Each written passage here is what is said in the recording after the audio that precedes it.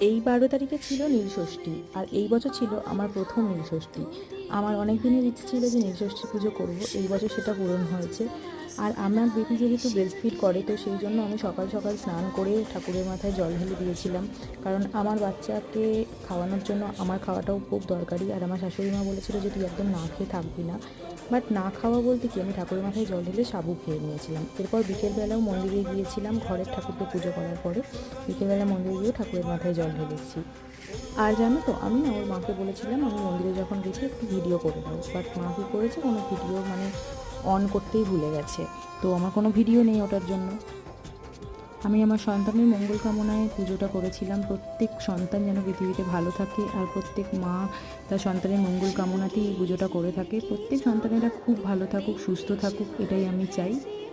আর সকালবেলা পিসি পুজো করে নিয়েছিল, এইটা হচ্ছে ঠাকুরের আসনটা, এরপরে আমরা পুজো করেছিলাম।